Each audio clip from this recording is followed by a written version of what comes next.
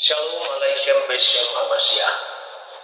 Semua agama-agama Abrahamai atau The Abrahamic Religion memiliki pergulatan teologis mengenai keesaan Allah. Tidak terkecuali orang Kristen.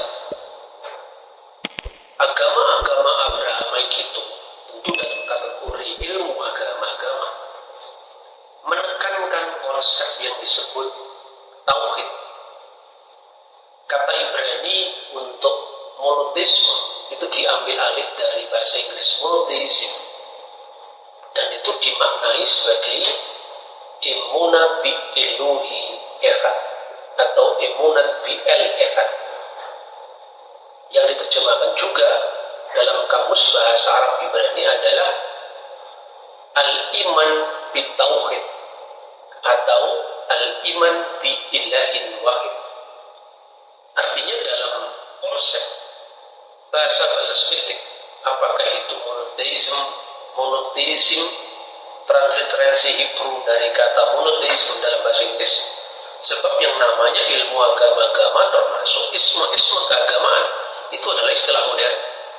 Henry Moore, orang yang pertama kali menyebut istilah monotheism dalam bahasa Inggris modern.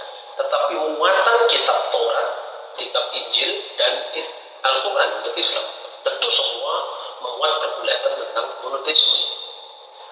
Monoteisme Kristen itu dihayati, direfleksikan di dalam konsep Tritunggal. Monoteisme Islam atau tauhid Islam dihayati, direfleksikan dalam konsep ilmu kalam. Kedua agama memiliki pergulatan masing-masing. Sifat-sifat Allah itu kan tidak hanya kalam. Ada 20 sifat Allah. Tapi kenapa teologi Islam disebut ilmu kalam? Karena yang menjadi persoalan yang mendesak harus diformulasikan adalah mengenai status Al-Quran sebagai kalam Allah. Itu makhluk atau ghairul makhluk, itu ciptaan atau bukan ciptaan. Jadi disebut ilmu kalam artinya ilmu teologi yang membahas tentang status kalam Allah sebagai ciptaan atau bukan ciptaan. Dan sebagaimana gereja juga, kenapa Trinitas berkaitan dengan Kristologi sebagai ekspresi yang sah dari tauhid atau monoteisme. Seperti problemnya Islam pada status kalam yang nuzul menjadi kitab suci Al-Quranul Karim, begitu juga yang menjadi pergulatan dalam iman Kristen yang awalnya dikumuli pada konsili Nikia tahun 325 adalah status Kristus sebagai logos tuteu, sebagai kalimatullah yang nazala minas sama'i wa tajassada bi Ruhil Qudus wa min Maryam al-Adro'i wa ta'anas, yang telah turun dari surga oleh kuasa Roh Kudus dan dari perawan Maria menjadi manusia. Artinya apa? Karena firman ini mesti bersentuhan dengan ruang dan waktu, karena Geologos saksi itu firman itu telah menjadi manusia. Sebagaimana dalam Islam juga nazzala alaikal kitaba bil haq, Allah yang telah menurunkan ke dalam kalbumu ya Muhammad firman Allah dengan kebenaran. Kitab Allah ini dengan kebenaran. Jadi fokusnya pada status firman, status kalam Allah dalam Islam, status kalimat Allah dalam Kristen, makhluk atau bukan makhluk. Maka konsili Nikia menegaskan bahwa aku percaya kepada satu Tuhan, yaitu Yesus Kristus, wa bi Rabbin wahid Yesus al-Masih ibnullahul wahid, dan percaya kepada satu Tuhan yaitu Yesus Kristus, anak Allah yang tunggal, al-mawludu minal ab qabla kulli tuhur, yang dilahirkan dari Bapa sebelum segala abad, ilah dari ilah atau sembahan dari sembahan, nur dari nur, nur min nur, ilahun hakun haqqin mauludu ghairil makhluqin. Nur yang memancar dari Nur. Allah yang sejati, yang keluar dari Allah yang sejati, dilahirkan, tidak diciptakan. Sama atau paralel dengan hasil dalam ilmu kalam Islam, bahwa firman telah menjadi atau turun dalam bentuk kitab suci Al-Quran. Dan Al-Quran itu bukan makhluk, sehingga di dalam ajaran Sunnah wal Jamaah, man qala innal Quran makhluk fahuwa kafir. Barang siapa yang mengatakan Al-Quran itu adalah ciptaan, artinya Al-Quran sebagai firman Allah itu ciptaan, maka dia adalah kafir. Nah, saudara-saudara, perbandingan ini sangat penting dalam kita memahami agama lain secara jujur.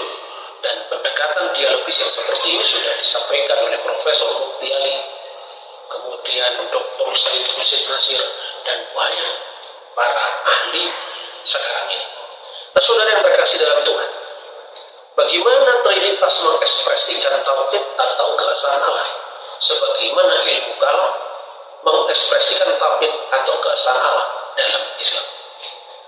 Ada fenomena menarik bahwa akhir-akhir ini orang Kristen modern, kontemporer, atau akhir-akhir inilah mulai mencoba untuk membuang Trinitas dari iman Kristen.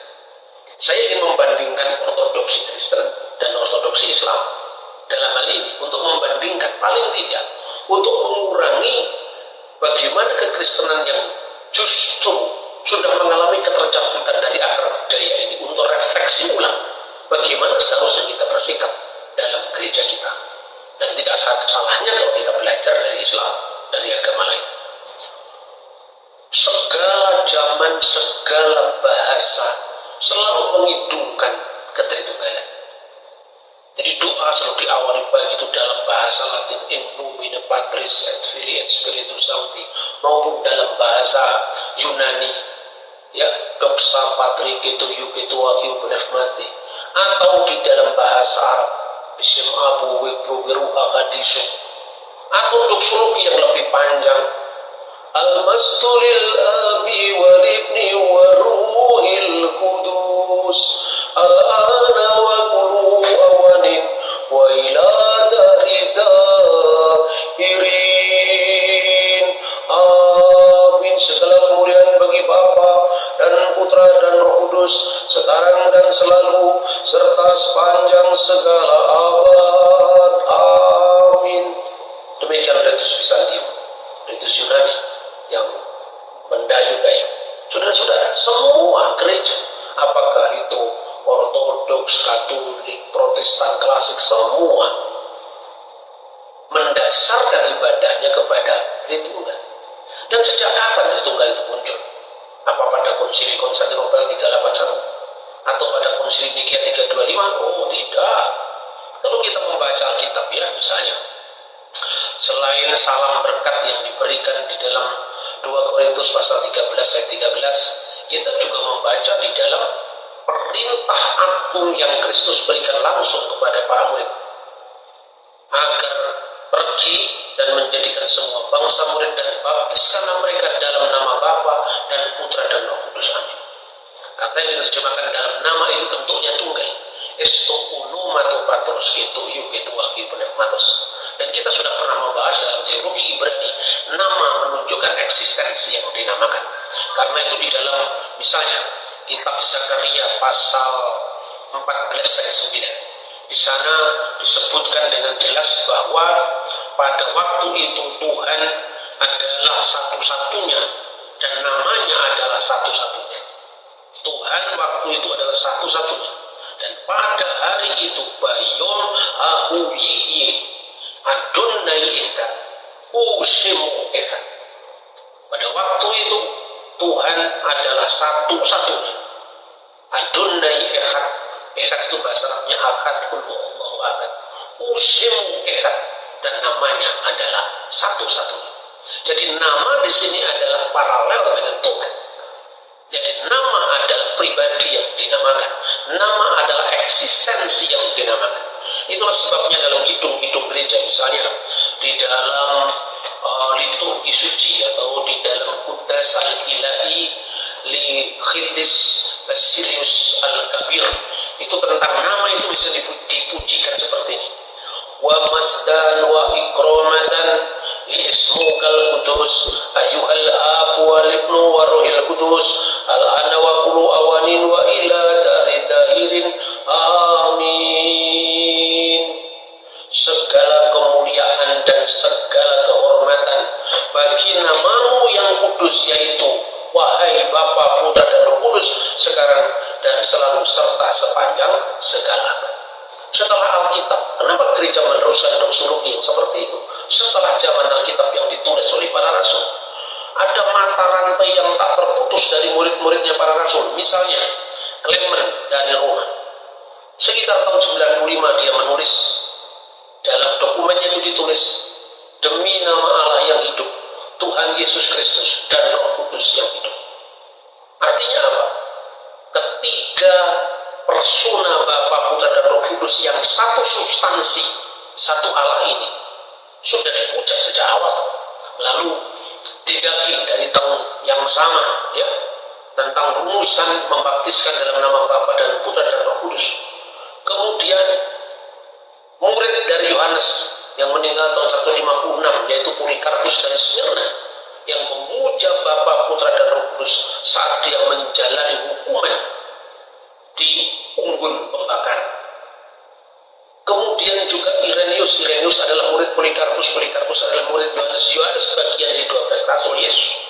Dia mengatakan Allah tidak tergantung dengan sesuatu pun, tetapi dengan firman-Nya dan Roh-Nya Dia telah mengatur, menyelenggarakan dan menciptakan segala sesuatu dari tidak ada menjadi ada. Dia meninggal sekitar tahun 200 Masehi. Jadi ada mata rantai, yaitu namanya suksesi apostolik, yang tidak muncul begitu tiba-tiba saja Tritunggal itu di karang-karang manusia, tidak. Jujur kita harus mengatakan istilah Tritunggal, Triatus, itu muncul tahun 185. Tetapi iman mendahului perumusan, dan itu terjadi pada agama apa saja. Jadi jangan hanya gara-gara tidak ada judulnya kemudian isinya gagal paham malah kita mencoba untuk menghilangkan ajaran pokok itu.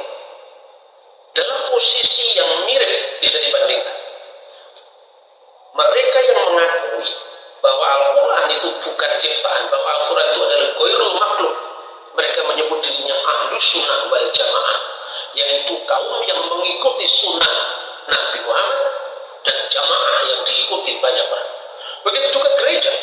Akhirnya gereja yang percaya kepada ketuhanan Kristus, Tritunggal Firman yang menjadi manusia, itu disebut sebagai kanisah wahidah, gereja yang satu, jamiah yang berlaku umum, muqaddasah wa rasuliyah yang kudus dan apostolik rasuli. Nah, saudara-saudara, ini penting saya sampaikan karena apa? Banyak orang yang salah paham atau pahamnya salah tetapi merasa bahwa itu seolah-olah jalan keluar daripada segala macam kebisingan atau kegaduhan teologi. Yang gaduh itu siapa masalahnya? Jadi misalnya ada yang mengatakan begini, Tritunggallah yang telah memecah antara gereja barat dan gereja timur. Ya, kalau kita menurut sejarahnya, setelah konsili di kota Konstantinopel, itu konsili komunis yang kedua tahun 381, betul bahwa konsili Nikia itu kan cuma mengatakan dan aku percaya kepada Roh Kudus, tidak dijelaskan.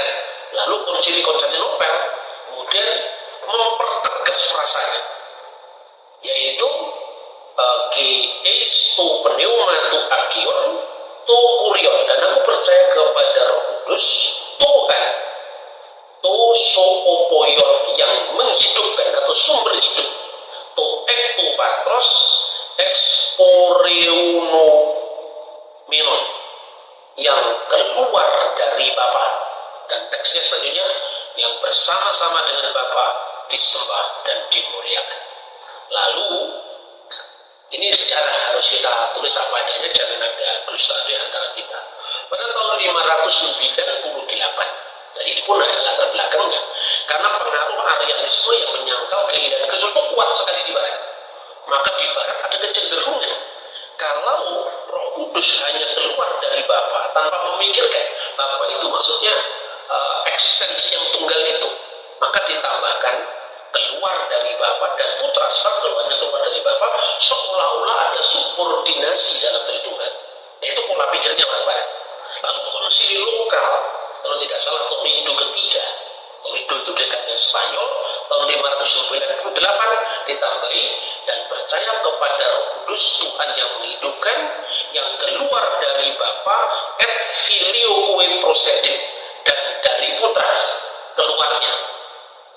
Jadi ini yang kemudian pertama-tama Paus Leo sangat menentang tambahan ini, tetapi kemudian karena faktor-faktor lain juga, pada tahun 1054 perpecahan gereja barat dan timur tidak terhindarkan, akhirnya dikenal dengan the Great Schisma besar. Gereja timur kemudian menjadi gereja ortodok timur, dan gereja barat menjadi gereja Katolik Roma. Ini fakta yang tidak bisa ditutupi. Tetapi apakah karena perbedaan barat dan timur kemudian terlintas harus bubar? Coba bandingkan. Apakah dalam ilmu kalam Islam khususnya dimotori oleh 3 tokoh utama yang penting? Yang pertama Imam Abu Hasan al-Ash'ari, yang kedua Imam al-Maturidi, dan ketiga Imam Ibnu Hanbal sekaligus seorang ahli hadis. Katakanlah 2 yang pertama saya sebut, Imam Ash'ari dan Imam al-Maturidi, berbeda dalam beberapa hal, termasuk tentang hubungan antara sifat Allah, termasuk kalam atau firmannya, dengan zatnya atau dengan substansinya. Ash'ari memegang pandangan untuk menghadapi kelompok Mu'tazilah, mirip dengan Arius di Kristen, yang menyangkal bahwa firman itu tidak tercipta. Dia mengatakan apa? Bahwa sifat Allah itu la huwa wa la ghairu.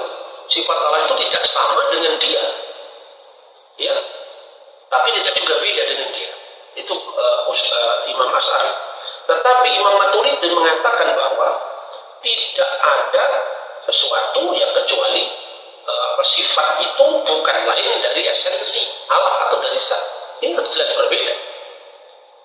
Dalam hal ini Imam Al-Maturidi lebih dekat dengan Mu'tazilah, tetapi bedanya dia mengakui eksistensi sifat Allah. Kalau di dalam Mu'tazilah kan Allah melihat dengan zatnya, Allah berkuasa dengan zatnya atau dengan substansinya. Jadi penyangkalan sifat Allah. Tetapi antara Imam Ash'ari dan Imam Al-Maturidi pun berbeda, tetapi tidak berarti ilmu kalam bubar. Nah, ini Kristen ini memang bebas sekali, luar biasa. Apa kira-kira gereja Katolik dan gereja Timur dalam hal ini pernah waktu-waktu tegang dan belum bersepakat kemudian harus membubarkan teologinya? Saya kira itu terlalu naif. Apalagi kalau kita melihat perkembangan, bukan hanya dilestarikan dalam konteks liturgi, baik itu ini ortodok, ya ini buku-buku liturgi dalam bahasa Arab, ini dalam bahasa Aramaik, ya, Urbunu Katisu, ini kitab Tuhfatul Qiyah fi Sholati Fardiyah di gereja ortodok Syria, atau ini ada liturgi suci dalam bahasa Yunani yang tadi saya baca, Doxa, Patri, gitu, Pneumati, dan seterusnya. Tetapi lebih daripada itu, Roh Kudus tidak tega gerejanya lama tidak bertegur sapa. Saya akan mencatat catatan penting perkembangan hubungan ekumenis ini. Pertama, tercatat dalam buku ini, Iman Katolik, buku referensi dan informasi. Ini terbitan resmi dari Konferensi Wali Gereja Indonesia. Di sini disebutkan, dituliskan dengan sangat jelas bahwa pada tahun 1981 Paus Yohanes Paulus II dalam rangka 1600 tahun konsili Konstantinopel, dia mengunjungi Patriark Ortodok, mengunjungi Konstantinopel, dan beliau mengatakan bahwa dialog antara Ortodok dan Katolik masih terus bisa dilaksanakan dan dikembangkan ke arah masa depan. Lalu beliau mengizinkan kata filioque itu dihapuskan dari syahadat, karena itu memang tidak ada dalam teks asli. Tetapi ditekankan, kalau gereja Katolik mengatakan bahwa Roh Kudus keluar dari Bapa dan Putra, itu artinya bahwa apa yang dimiliki Bapa dimiliki oleh Putra. Dan dalam hal tertentu gereja Ortodoks setuju bahwa keluarnya Roh Kudus dari Bapa saja dalam kekekalan, Karena Bapa ini adalah substansi Allah, wujudnya Allah. Tetapi kalau dikatakan bahwa Roh Kudus keluar dari Bapa dan dikaruniakan kepada murid-murid Kristus melalui Sang Kristus, melalui Kristus, tentu itu kebenaran Alkitab. Dan dalam konteks itulah maka Roh Kudus disebut Roh Kristus, Roh Yesus Kristus atau Roh Tuhan Yesus. Perkembangan dalam dunia ekumenis sudah sangat maju. Kemudian yang kedua, kita bisa juga membaca Dewan Kepausan untuk Kesatuan Gereja, dan itu juga telah mengalami perkembangan baru. Di situ menyebutkan bahwa dalam hubungan ekumenis itu anehnya itu luar biasa ya, bahwa Filioque dalam sahadat Latin tidak dibaca. Artinya bahwa gereja Katolik telah mengalami kemajuan-kemajuan dalam dialog dengan gereja-gereja timur soal kontroversi Filioque ini. Dan kemudian pada dekret yang disebut dengan Dominus Yesus, kebetulan saat majalah Hidup membahas ini, saya diwawancara untuk dekret Dominus Yesus, yaitu Tuhan Yesus, yang dikeluarkan 2 Agustus tahun 2000, masih pada zaman Paus Yohanes Paulus II, dan dokumennya disiapkan oleh Kardinal Ratzinger, Ketua Kongregasi Iman, yang kemudian menggantikan beliau Paus Yohanes Paulus II, yaitu Paus Benediktus ke-16. Juga telah memikirkan kembali soal kontroversi Filioque ini dan tidak mencantumkan lagi dalam dokumen itu. Ini kemajuan ekumenis yang luar biasa. Bagaimana dengan Protestan? Confessing the One Faith, ini putusan dari WCC, Dewan Gereja-Gereja Sedunia, ya. Komisi Faith and Order Paper nomor 153 diterbitkan di Jenewa. Di sini jelas-jelas gereja Protestan merekomendasikan kepada anggota-anggotanya dari anggota-anggota WCC untuk kembali ke pengakuan iman yang otentik, yaitu pengakuan iman Nikea Konstantinopel. Jadi artinya kita justru menyambut baik hubungan ekumenis yang terjadi antara gereja Katolik, ya, gereja-gereja Protestan dan gereja Timur menuju kepada kesatuan gereja.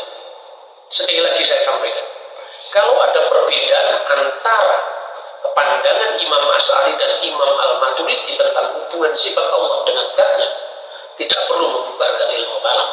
Begitu juga kalau ada perbedaan, dan perbedaan itu sudah mengalami kemajuan dalam dialog teologis antara gereja-gereja, termasuk gereja-gereja di WCC, gereja Katolik, gereja Ortodoks, tentu berlebihan dong harus membubarkan Tritunggal.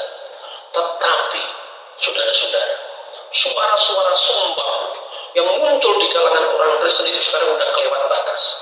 Karena kekristenan begitu bebas menafsiri agamanya, mengeksegese kitabnya, sampai dia harus kehilangan akar sejarah, bahkan akar apostoliknya mula-mula.